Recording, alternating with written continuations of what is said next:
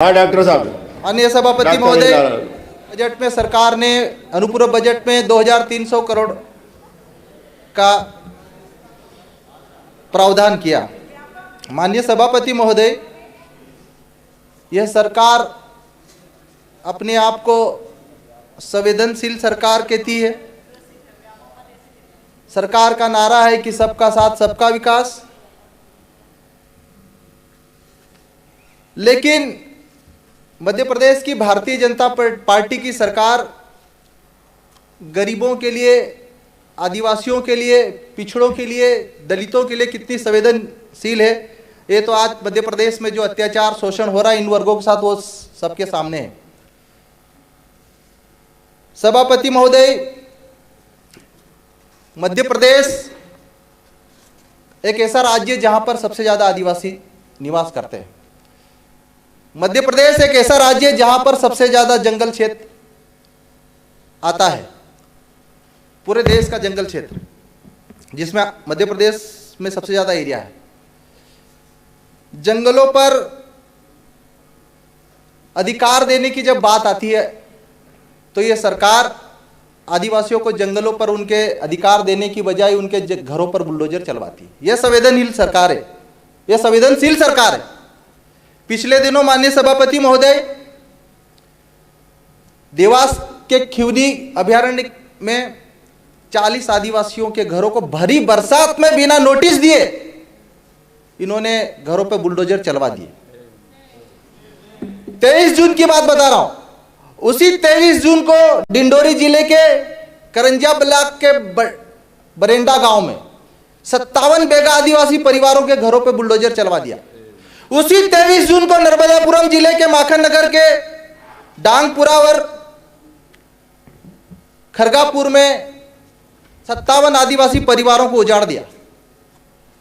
जब केंद्र सरकार ने कानून बनाया, वन अधिकार कानून 2006, 2008 में लागू हुआ और उसमें स्पष्ट प्रावधान है कि 2005 से पहले जो आदिवासी जंगलों पर 3 पीढ़ियों से निवास करते हैं उनको वन अधिकार के तहत व्यक्तिगत पट्टे और सामुदायिक वन अधिकार के पट्टे दिया जाना चाहिए। लेकिन मध्य प्रदेश में हाल ही में जब केंद्र सरकार ने एक योजना शुरू करी, माननीय सभापति महोदय, अक्टूबर 2024 से धरती आबा जनजातीय ग्राम उत्कर्ष अभियान, और इस अभियान के माध्यम से जंगलों में रहने वाले आदिवासियों को जंगलों पे अधिकार देने की बात कही थी। सरकार ने, केंद्र सरकार ने 3,380 करोड़ रुपए राशि का प्रावधान किया और ग्राम सभाओं को सशक्त और संपन्न बनाने के लिए प्रत्येक ग्राम सभा को 15 लाख देने की घोषणा करी। आज दिनांक तक मध्य प्रदेश की एक भी ग्राम सभा को 15 लाख सरकार नहीं दिला पाई, क्योंकि एक भी ग्राम सभा को वनों पर प्रबंधन का अधिकार नहीं दिया गया। यह सरकार की मंशा है। सभापति महोदय, पिछले दिनों जब एक साथ 23 जून को आदिवासियों के घरों पर बुलडोजर चलाया, प्रदेश के आदिवासी युवाओं ने प्रदर्शन किया। सरकार ने अपने मंत्रियों को उनके घर भेजा खिवनी में, और जब गए तो उन आदिवासियों को क्या दे के आए माननीय सभापति महोदय? 4 पत्रे, मात्र 4 पत्रे की व्यवस्था करके आए। आपने उनके घरों को तोड़ा, उनके ताजमहल को तोड़ा, और आपने कंपनसेशन में ना तो उन अधिकारियों के खिलाफ एफआईआर दर्ज करी, ना उन अधिकारियों को हटाया, न उन पीड़ितों को उचित मुआवजा दिया।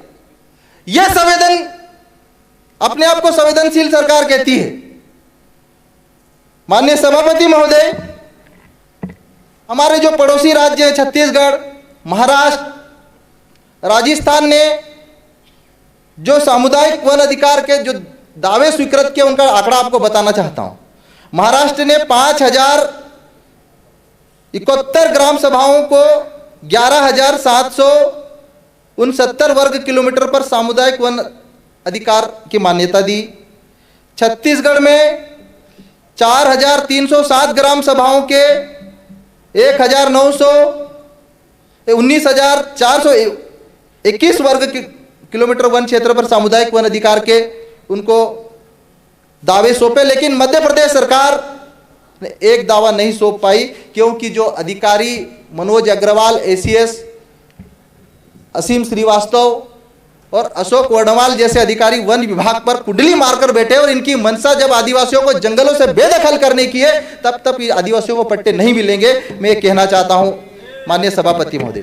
माननीय सभापति महोदय, मैं आपके माध्यम से एक और महत्वपूर्ण बात आपके संज्ञान में लाना चाहता हूं। जो भी अधिकारी अनुसूचित क्षेत्रों में, 5वीं अनुसूचित क्षेत्रों में जिनको भी पोस्टिंग SP कलेक्टर बना जाए, उनको सबसे पहले 5वीं अनुसूची की ट्रेनिंग दीजिए। माननीय सभापति महोदय, खुलेआम आदिवासियों के संवैधानिक अधिकारों की धज्जियां उड़ा रहे, खुलेआम इंडस्ट्री के नाम पर आदिवासियों की जमीन बिना ग्राम सभाओं की अनुमति से ली जा रही। माननीय सभापति महोदय, माननीय सभापति महोदय, एक और महत्वपूर्ण मुद्दा है।